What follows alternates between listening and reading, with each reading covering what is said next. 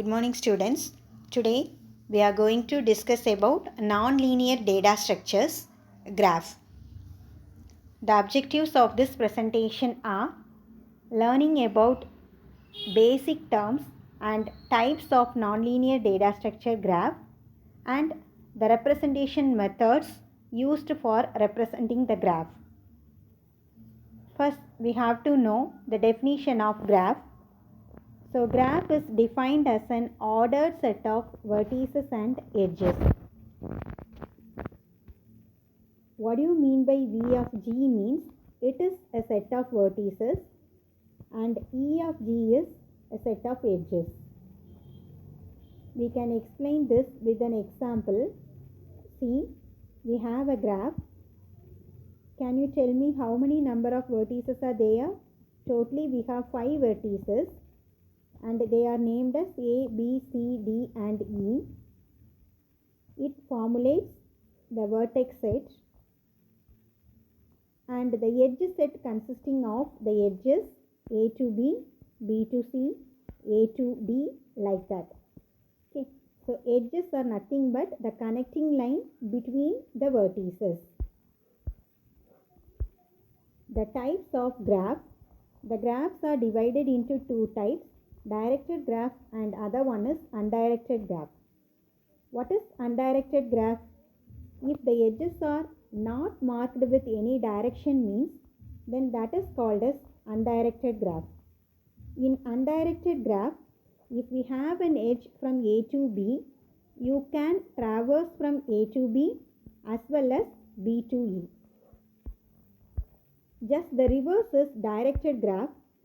In directed graph, edges are marked with the direction as shown in the figure. So here in this figure, since I am having an edge from A to B, I can traverse from A to B, but I cannot traverse from B to A because I don't have an edge. So that's about directed and undirected graph. We are going to discuss about some important terms in graph data structure. What are called as adjacent nodes or neighbors? If the nodes are connected by edge, then these nodes are called as adjacent nodes or neighbors. For example, see the figure. The vertices E and F are connected by an edge. So you can name them as neighbors. E and F are neighbors or the adjacent nodes. Similarly, the nodes C and E are connected. So the nodes C and E are called as neighbors or they are called as adjacent nodes. What do you mean by degree of a node? A degree of a node U is nothing but it is equal to the total number of edges containing that particular node U. What do you mean by cycle? So cycle is a path in which the first and last vertices are same. Okay, it is a path, but what is the difference between the normal path and the cycle means? In cycle, both the first and last vertices are same. Already we have discussed with the definition of degree of a node. So it is divided into 2 types, in degree and out degree. So in degree is nothing but the number of edges coming to the vertex. That is the number of incoming edges. Out degree is nothing but is the number of edges which are coming out from the vertex. That is the number of outgoing edges. Consider the node 0. Can you tell me what is the in degree of node 0?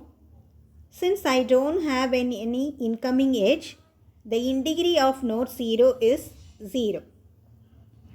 Can you tell me what is the out degree of node 0? Since I am having 3 outgoing edges from the node 0, the out degree of node 0 is 3.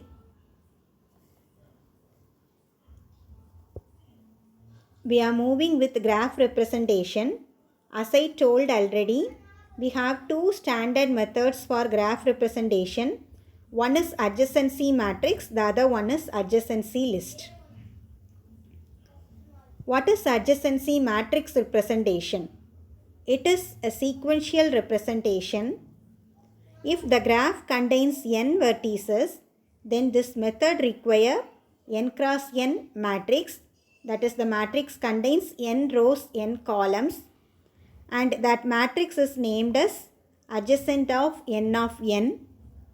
How we are filling the entries in this matrix means, if we have an edge from vertex I to j, then you have to mark adjacency of I to j as 1. Otherwise, adjacency of I to j as 0. We will see with one example. Consider this is an undirected graph. Since I am having 5 nodes in this graph, we need 5 cross 5 matrix. And how the entries are filled means, if we have an edge from the vertices, then you have to mark that entry as 1. For example, 0 and 1 they are the nodes which are connected by an edge. So you have to fill 0 to 1 as 1.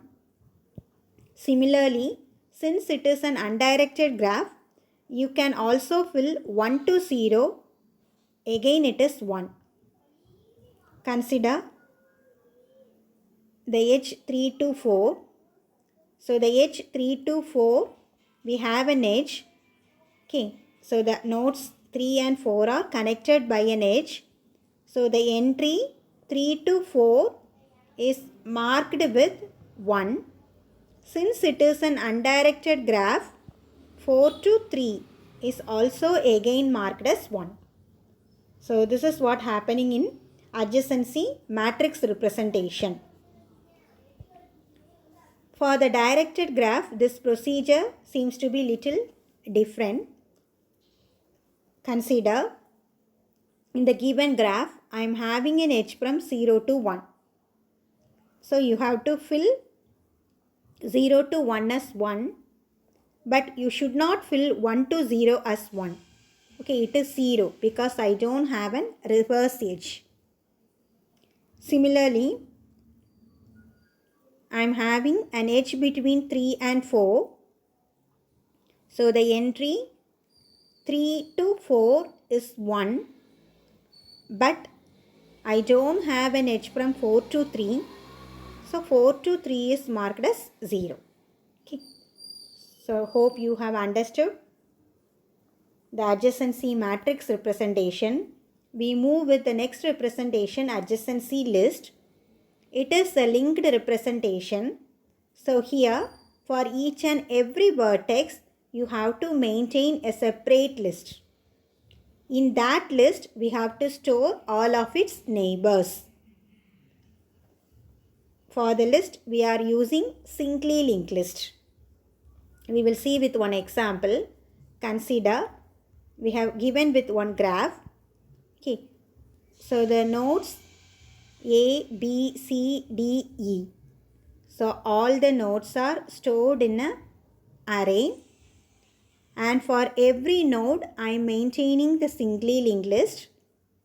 In that list, I have to store the neighbors of that particular node. What are the neighbors of node A? The neighbors of node A are B and C. So B and C are added as nodes in a singly linked list under A. For the node E, I don't have any neighbors, so it is marked as null. For node D, the adjacent elements are A, E and D. So we are creating the nodes A, D, E, and they are added as nodes in a singly linked list under D. Okay. So that's about adjacency list representation of graph. So once again, just I am refreshing the topic. What is graph? Graph is an ordered set of vertices and edges. You can classify the graph into two types, directed and undirected graph. Directed graph means the edges are marked with direction. In undirected graph, the edges are not at all marked with direction. And some important terms in graph are adjacent nodes, degree, in degree, out degree, cycle, etc. To represent the graph, we have used two methods, adjacency matrix and adjacency list. Okay, thank you all.